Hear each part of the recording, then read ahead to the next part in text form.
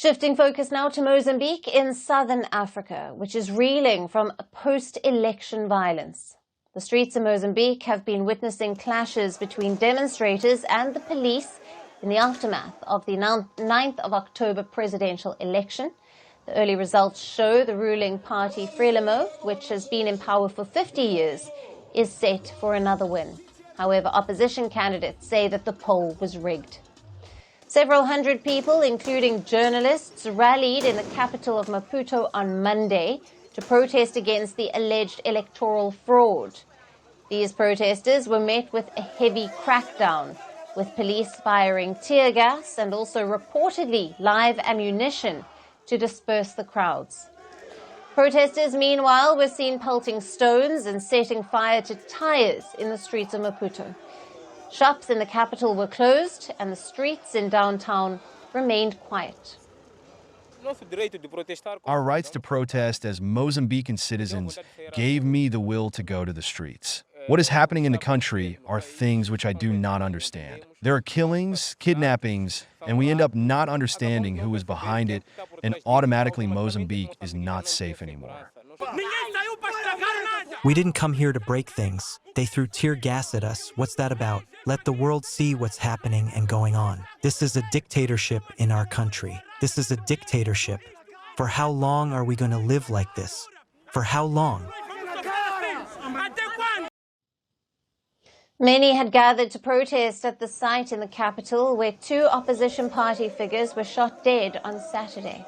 Gunmen killed the lawyer of Inácio Mondlane, and he was a leading opposition politician belonging to the Podemos party and also another party official.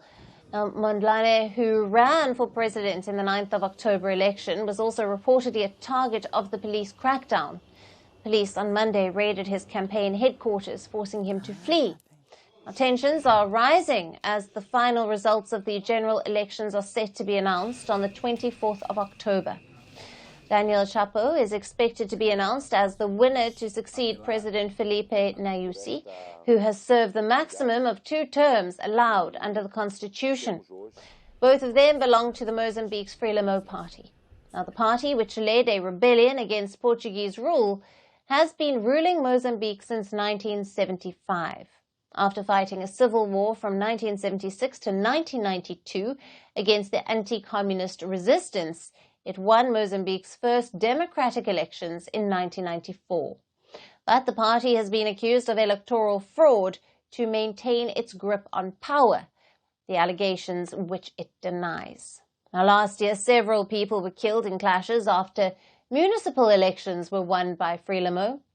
The recent violence in Mozambique has been condemned by international bodies, the European Union, the African Union, and the United Nations, while rejecting the violence and killings, called on the authorities to identify the perpetrators.